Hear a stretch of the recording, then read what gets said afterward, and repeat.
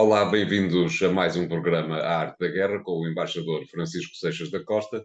Desta vez para falarmos um pouco numa questão que bipartida entre a guerra e a China, tem tudo a ver, nomeadamente pelo facto de Emmanuel Macron e Ursula von der Leyen terem estado na China também para falarem sobre questões da guerra, mas esta semana a questão da guerra ficou claramente marcada pelos documentos que foram vazados do Pentágono e que, de alguma forma, podem constituir um gravíssimo problema para a Ucrânia. Não lhe parece, embaixador?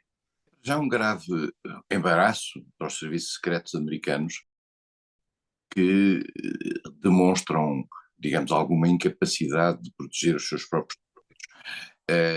Curiosamente, na história americana contemporânea, este tipo de incidentes costuma aparecer quando há divisões relativamente às linhas políticas que se seguem. Lembramos no caso do Vietnã e outros no passado, e alguns ligados às questões do Wikileaks e todo um conjunto de informações que surgiram à revelia daquilo que é a orientação oficial dos Estados Unidos. Estes documentos são documentos que apareceram na internet, curiosamente, durante 40 dias. O próprio Pentágono, o próprio Departamento de Defesa americano, não deu conta, não teve conhecimento que estes documentos apareceram na internet. E o que é que são estes documentos? São muitos, são vários, e aparentemente denunciam não apenas o grau e a formação da estrutura militar ucraniana e do planeamento a prazo do apoio ocidental à estrutura militar ucraniana, mas também revelam uma outra coisa, que é um segredo de polichinelo, é que os americanos andaram a vigiar os seus aliados, não só andam a vigiar os serviços russos, o exército russo, e há uma série de informações muito interessantes tiradas de comunicações através das quais os americanos conseguiram infiltrar os serviços russos, mas também o grupo Wagner, o famoso grupo Wagner, o grupo de mercenários utilizado pelo exército russo. Mas dito isto ao lado, e numa tradição muito antiga, os americanos continuam a espiar os seus amigos, e continuam a espiar os seus amigos, e apareceram coisas altamente curiosas de conversas no quadro das relações internas na Coreia do Sul, mas também informações sobre Israel, e hoje falaremos também disso, e relativamente às movimentações internas dentro de Israel. Mas isto e faz parte isto de uma lógica americana tradicional de espiar quem quer que seja. Só que isto é, numa altura de guerra, algo que mina a confiança. Nós sabemos que esta espionagem dos americanos é feita através dos chamados cinco irmãos, que são, os cinco irmãs, que são os Estados Unidos, o Canadá, o Reino Unido, a Austrália e a Nova Zelândia. São estes, digamos, o núcleo duro daquilo que é a rede de espionagem americana, naturalmente baseada nos Estados Unidos, mas em que estes países contribuem sistematicamente de uma forma, eu diria, praticamente acrítica. Curiosamente, tem sempre dentro da União Europeia e dentro da Europa um parceiro também privilegiado, que é a Dinamarca, que normalmente é utilizado para isto. Estes documentos estão a ser um embaraço, até porque, como dizia o porta-voz da Casa Branca, não se sabe se há quem tenha mais documentos e se estes documentos não virão a ser colocados cá fora. Posto a questão de saber se estes documentos tinham sido tirados pelos russos ou não. A sensação que se tem, e esta é a versão, digamos, dos americanos, é que os russos não teriam grande vantagem em pôr cá fora estes documentos, isto é, teriam grande vantagem em tê-los, para os Exato. escutarem, para os analisarem. Mas é evidente que ao pô-los cá fora, naturalmente que tudo aquilo que já está lá previsto e que pode ser corrigido, entretanto, vai ser corrigido. E, portanto, os russos serão os principais beneficiários da existência desta documentação, mas claramente não parecem ser aqueles que fizeram o leak. O leak é feito pelos Estados Unidos, é feito por gente que esteve presente, aparentemente, a briefings dentro dos Estados Unidos e que, eventualmente, estará contra a linha que os Estados Unidos seguem na questão da Ucrânia. E este é o ponto essencial.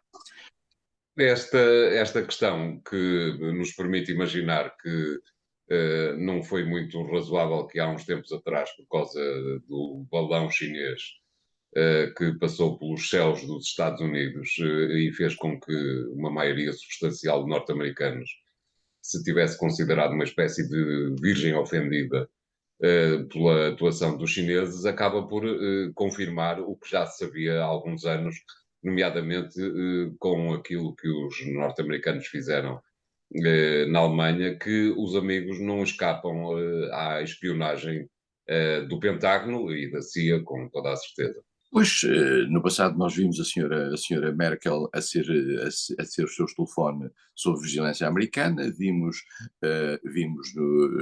no Brasil Dilma Rousseff a acontecer-lhe o mesmo, e eu diria mesmo que aqueles países que não são espiados pelos americanos devem sentir-se ofendidos, porque são aqueles que não têm importância nenhuma no quadro internacional. Eu não sei se Portugal foi ou não foi espiado pelos amigos americanos.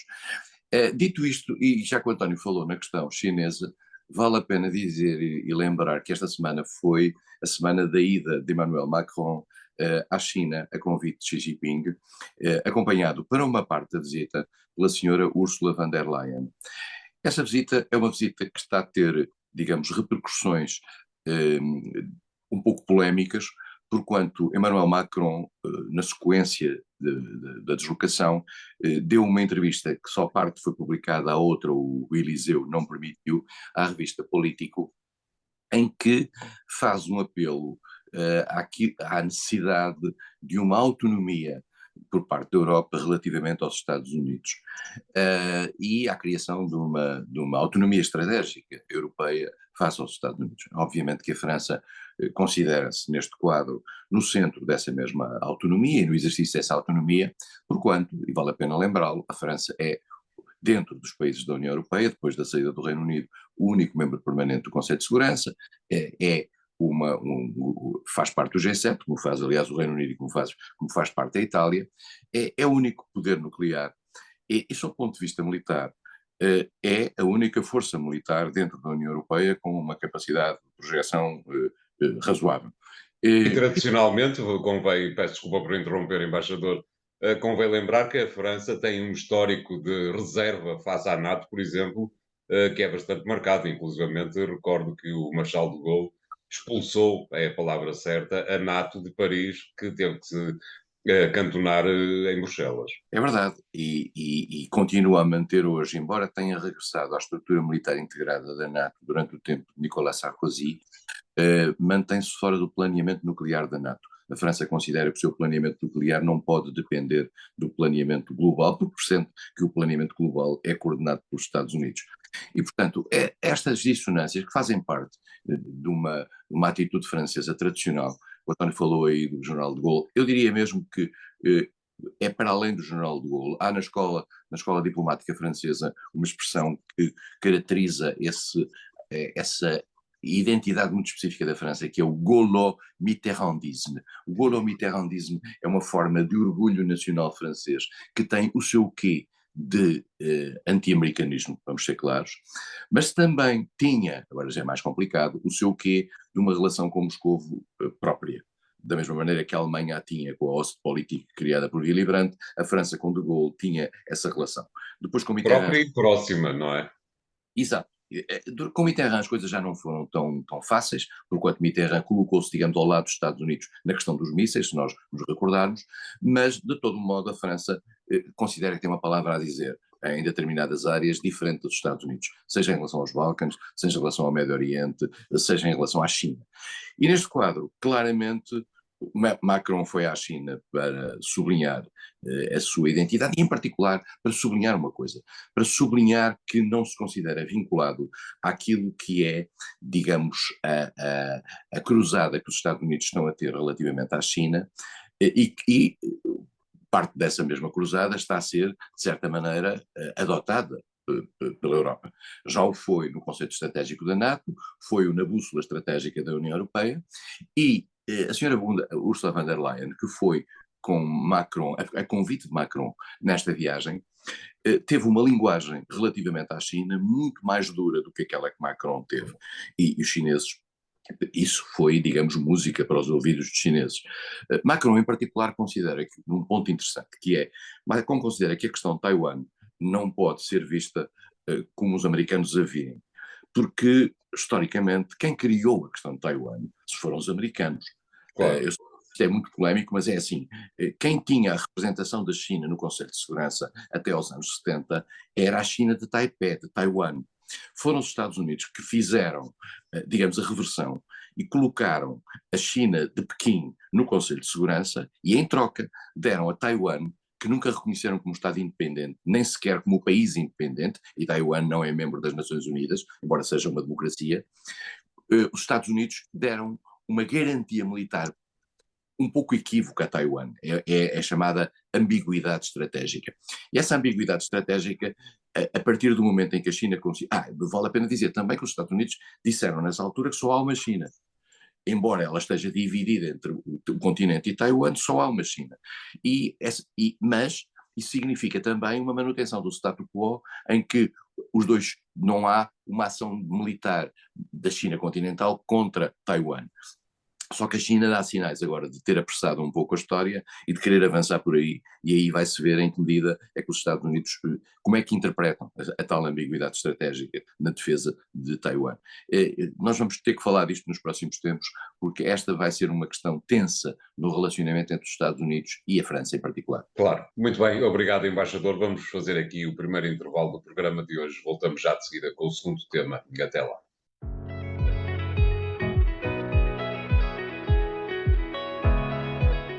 Bem-vindos à segunda parte de Arte da Guerra, desta vez para pedirmos ao embaixador Francisco Seixas da Costa que regressemos, nos ajude a regressar ao Médio Oriente e a Israel, onde o governo de Netanyahu continua a ter graves problemas em conseguir gerir o país, diria eu, não lhe parece? Como já aqui falámos várias vezes, o sistema político israelita provoca uma pulverização dos votos e uma multiplicação dos partidos. E para constituir qualquer governo é sempre necessário um grupo alargado de partidos. Este governo é constituído por seis partidos. E esta é a sexta vez que Benjamin Netanyahu regressa a primeiro-ministro.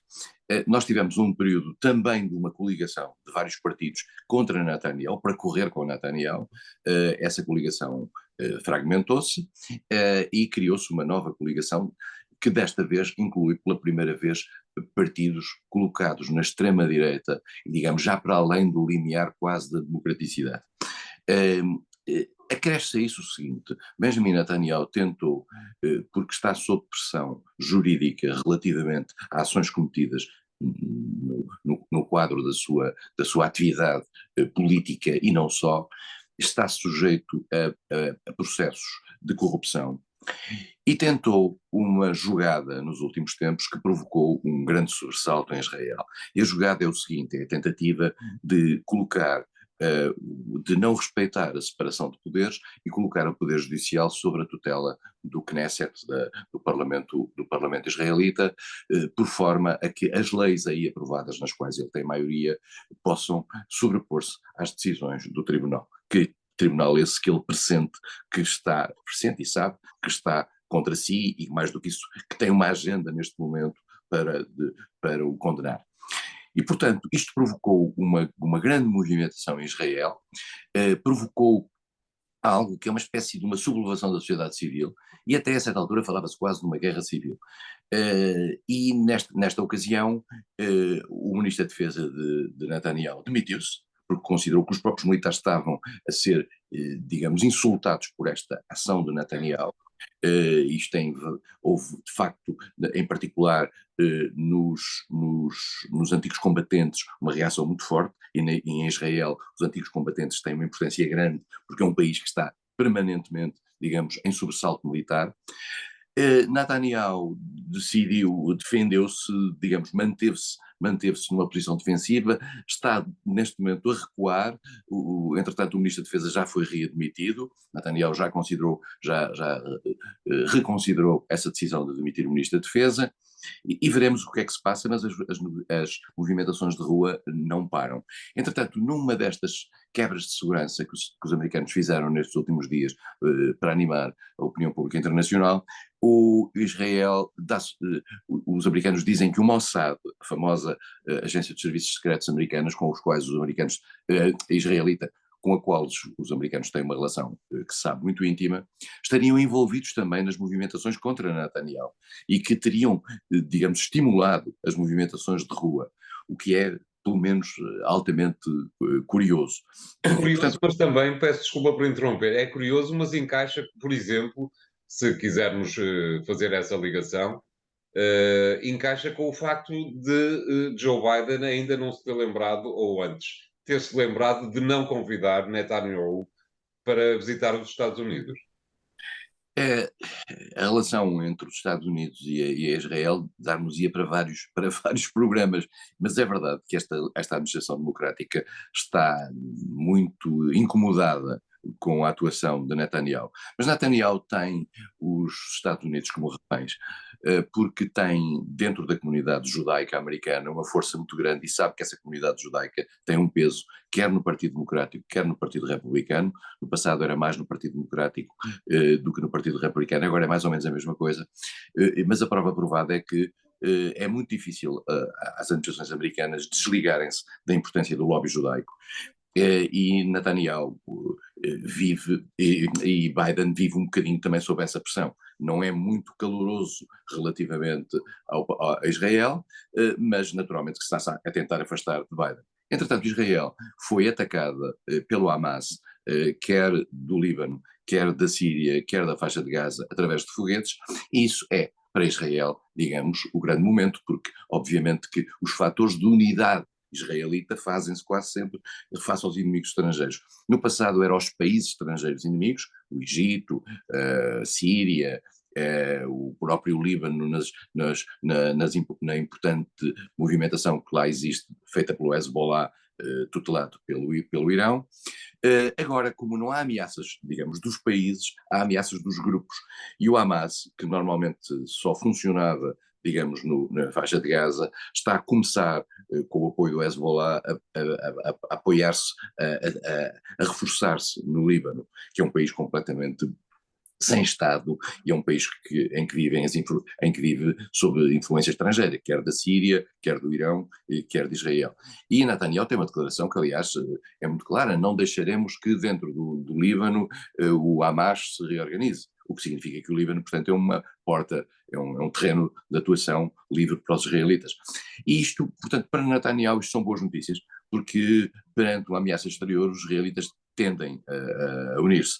Mas também já é um déjà vu, porque isto já acontece permanentemente na história. No passado era Israel que tomava essa iniciativa, desta vez foi o Hamas que deu um tiro no pé no momento de grande fragilidade para Netanyahu. Fazer um ataque a Israel é a melhor notícia que Netanyahu podia ter recebido. Claro, falta ainda percebermos o que é que se passa no interior dos vários grupos palestinianos, uma vez que recordo, era suposto, há já alguns meses, muitos meses, mais de já se conta por anos, era suposto haver eleições na Palestina, mas a autoridade palestiniana continua a não querer passar por esse aborrecimento. A autoridade palestiniana, como sempre acontece com estas estruturas acossadas, vive com uma grande dificuldade em abrir-se. Nós sabemos que os palestinianos estão, no fundo, divididos numa ala mais radical, que é aquela que o Hamas representa e que tem, digamos, o próprio controlo daquilo que se vive na faixa de Gaza, e, por outro lado, aquilo que é a autoridade palestiniana reconhecida internacionalmente, que está em Ramallah. E essa autoridade palestiniana, criada na Cisjordânia, na margem ocidental do Jordão. Essa autoridade palestiniana vive, digamos, sob uma forte pressão, muito condicionada, cada vez mais condicionada por Israel, e em particular não tem apoios que lhe permitam, digamos, dar o salto para aquilo que era o tal Estado ao lado de Israel. Israel nunca permitiu isso, e hoje em dia eu acho que a pressão sobre Israel para aceder à criação dos dois Estados é cada vez menor. O que é muito interessante e que mostra como o mundo muda no Médio Oriente é que perante estes atentados e estes foguetes enviados da faixa de Gaza para Israel, quem veio tentar fazer a ponte na negociação entre Israel e o Hamas foi o Egito. Curiosamente, o grande inimigo de Israel. o grande inimigo de Israel durante tantos anos e que depois, com Anwar al-Sadat, conseguiu fazer a paz com Israel, uma paz que se tem mantido ao longo dos tempos, e se calhar não é por acaso que por trás dessa paz está o apoio que os Estados Unidos continuam a dar ao Egito em matéria militar, que são, depois de Israel, o segundo maior recipiente em matéria militar, fora a Ucrânia agora que está fora desse mesmo jogo. Mas é muito interessante ver o papel que o Egito, não obstante ter passado por todos aqueles ciclos, desde as primaveras árabes até agora, tem-se mantido como um papel, como um país com um papel extremamente estabilizante E que já não é a primeira vez que o faz, não é? Não, não. E mais do que isso, há quem diga que o Egito também tem alguma cumplicidade com os Estados Unidos e com Israel, no sentido de evitar que o Hamas, que é parte, digamos, da resistência palestiniana mais radical, vá longe demais, porque nós temos que perceber que na faixa de Gaza acaba no Egito. E os chamados túneis que entravam, através dos quais entrava material, começam no Egito, começam numa zona do Sinai próxima de Israel. E, portanto, essa fronteira é uma fronteira que está condicionada por Israel neste momento. A fronteira entre as faixas de Gaza e o Egito não é controlada pelos palestinos, é controlada por Israel e pelo Egito. Claro. Muito bem, obrigado, embaixador. Vamos fazer aqui o segundo intervalo do programa de hoje. Voltamos já de seguida. Até lá.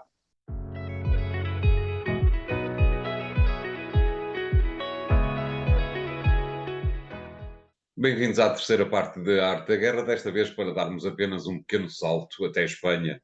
Espanha inicia, dentro de poucas semanas, um período eleitoral que acabará com legislativas, numa altura em que Pedro Sánchez e o Partido Socialista Operário Espanhol não estão em primeiro lugar nas sondagens, mas, segundo as últimas notícias, têm vindo a aproximar-se, sendo que o Partido Popular é quem está neste momento em primeiro lugar nas sondagens. Sondagens e não sondagens que nos diz, embaixador, sobre o que se poderá vir a passar no futuro próximo em Espanha.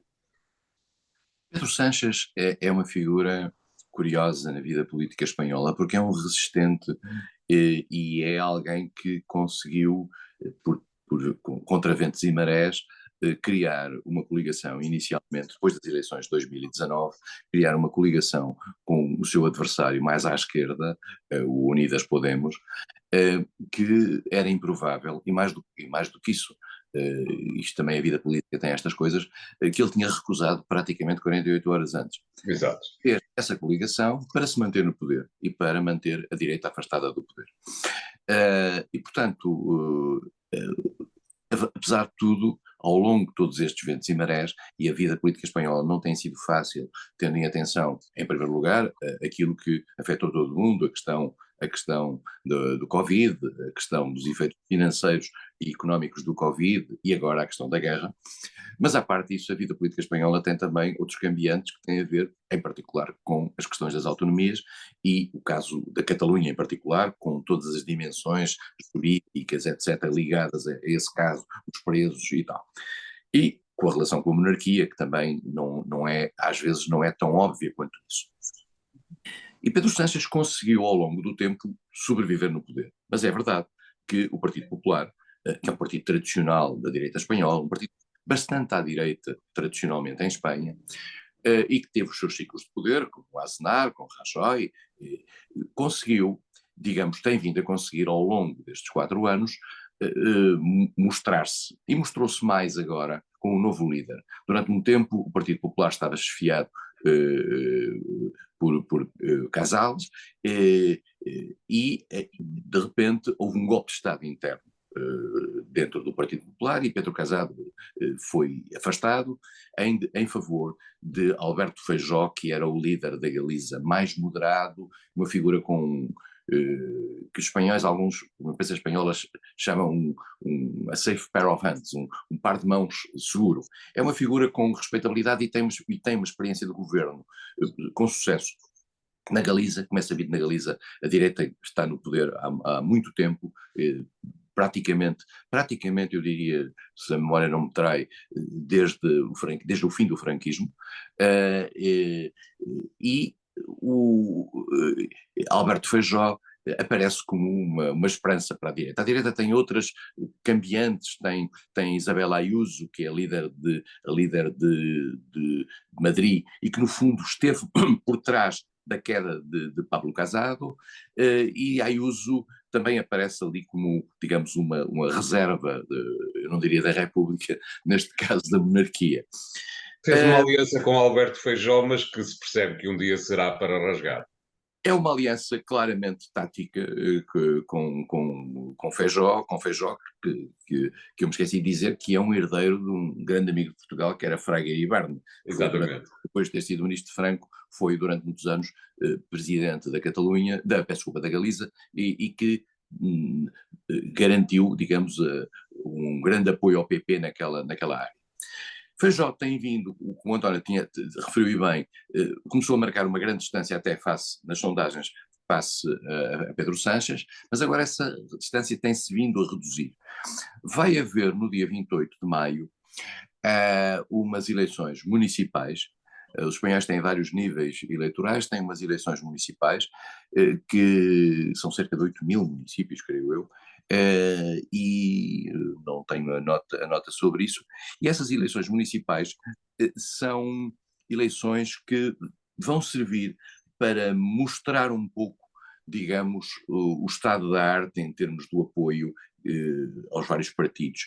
E isso significará também uma sondagem verdadeira para aquilo que serão as eleições legislativas, que são aquelas que contam para o futuro da Espanha, que terão lugar até 10 de dezembro de 2023. Nós verificamos aí uma constância, com exceção de uma das empresas de sondagens. Todas as outras apontam o PP à frente do PSOE e portanto, Feijó como potencial primeiro-ministro face a Pedro Sánchez. Há uma das sondagens que inverte isso. Todas elas dão uma quebra muito grande do aliado de Pedro Sánchez, dos Unidas Podemos, e mais do que isso, houve dentro do Unidas Podemos uma cisão.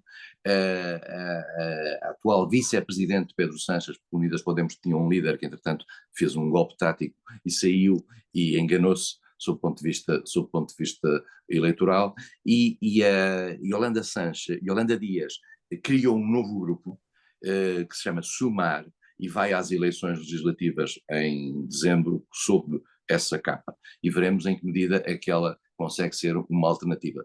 O próprio Unidas Podemos tradicional está mais diminuído, e há um partido que entretanto desapareceu, digamos, do cenário, que é o Ciudadanos. O Ciudadanos era um partido liberal, que tinha aparecido em Espanha com Alberto Rivera. Com grande pujança em determinada altura. Exatamente, e com Inês Arrimadas.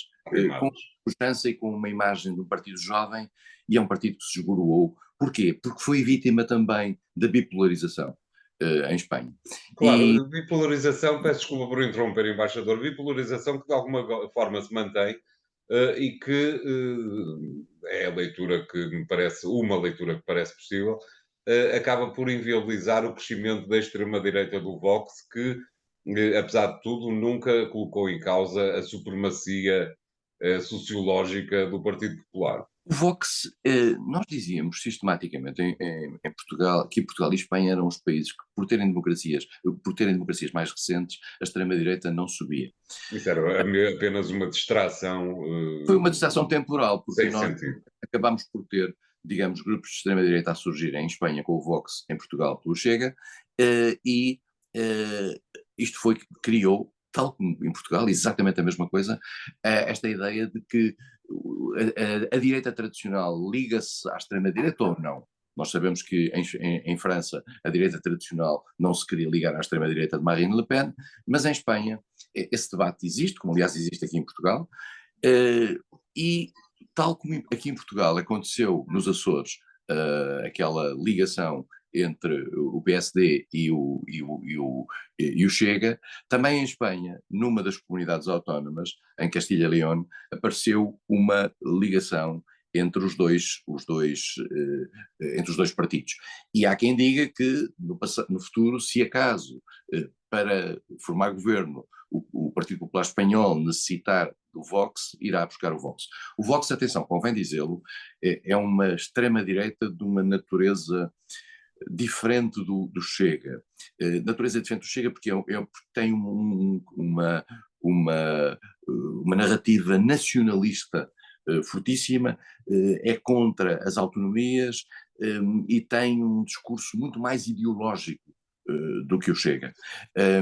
E, portanto, é dirigido por Abascal, que é uma figura também com uma expressão mediática forte e tem uma implantação por Espanha muito grande, e veremos o que é que faz nas eleições de dezembro. Em princípio serão dezembro. Mas eu diria que, para confirmar o que o António disse, o PP tem vindo a reduzir a sua diferença face ao PSOE, ou ao contrário, o PSOE tem vindo a reduzir a sua diferença face ao PP e, portanto, neste momento aproxima-se fortemente. Tudo dependerá do que acontecer nos próximos meses para saber se tem possibilidade de ser reeleito ou se teremos um novo primeiro-ministro espanhol vindo da direita tradicional. Claro, vamos continuar, evidentemente, a acompanhar esse caso. Obrigado, embaixador. O programa Arte da Guerra fica por aqui. Continuem a seguir-nos no podcast que encontram nos sites do Jornal Económico. E até para a semana.